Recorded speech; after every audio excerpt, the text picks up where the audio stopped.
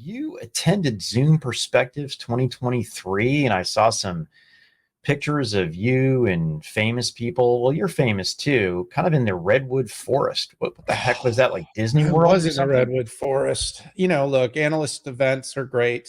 I was running around the valley. I saw 14 customers, and I spent some time with Zoom at their analyst event.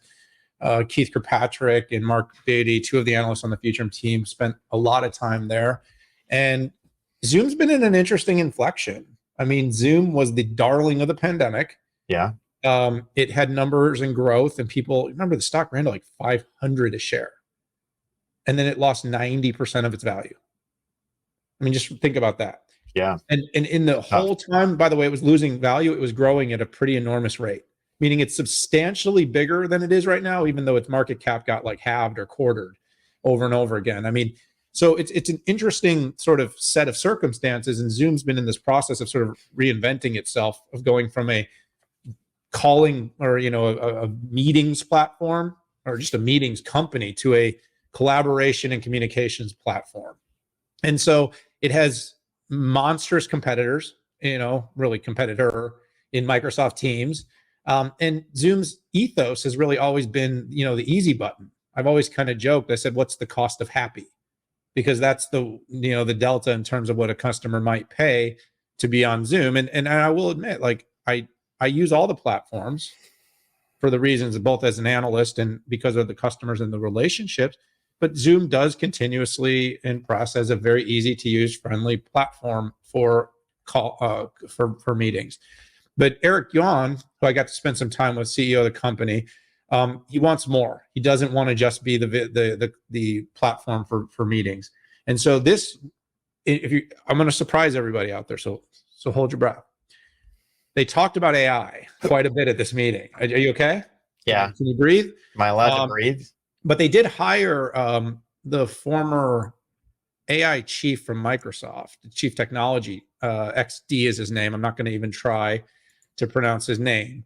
But it was a really great opportunity. I spent some time with him. And the company is really focused on how AI can be applied over the sort of day-to-day connected, communicating, collaborating experience to drive more productivity, to drive better CX on its contact center, to make the movement between mobile and systems more flexible, and of course to win more enterprises.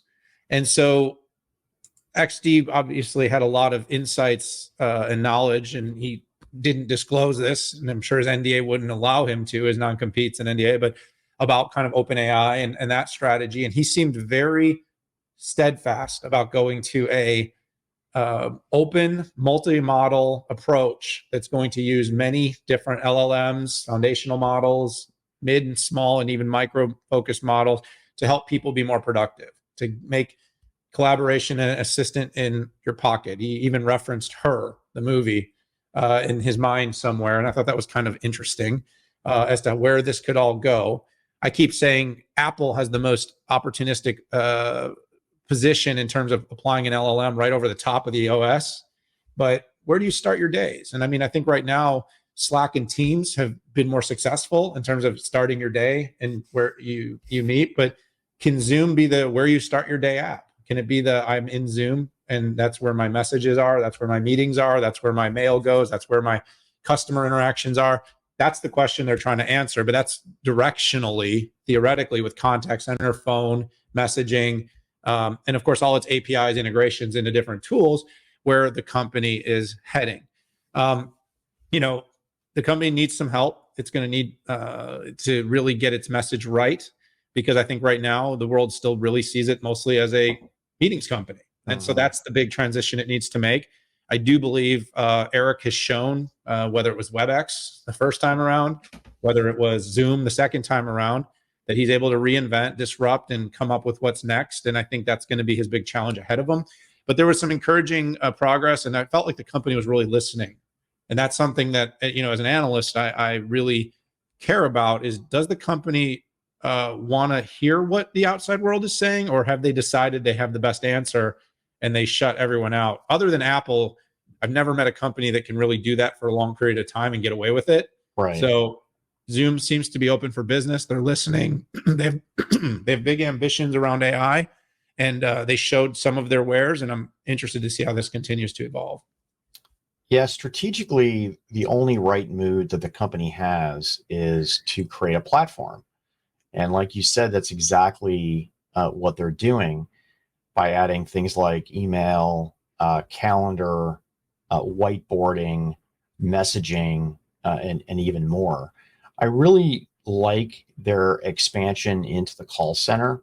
It's just a natural for them, and all the magic with generative AI you can bring into the call center, I think is we're not even looking at the potential capability. And the way that I like to look at it is, hey, if AI used to be able to take, maybe 3 out of the 10 steps of a customer engagement, I think generative AI could take it up to 5 or 7 out of those 10 steps. One of the biggest challenges that I think the company has, and I think they likely know this, is, hey, if what got you to in the game was simplicity, and then they layered on top of that kind of security, which in enterprise grade capabilities, how do you make a suite simple, right?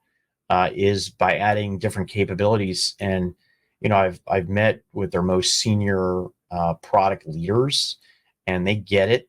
I'm impressed, and I think if any company can figure out, it's likely going to be Zoom. The other thing that people forget too is the velocity of products that the company brings out. I should chart this someday, but it feels, I mean, it's at least 2 or 3 times the speed of other companies. And I know it used to be easy to say, well, it's because they're not as secure, or it's because they do this.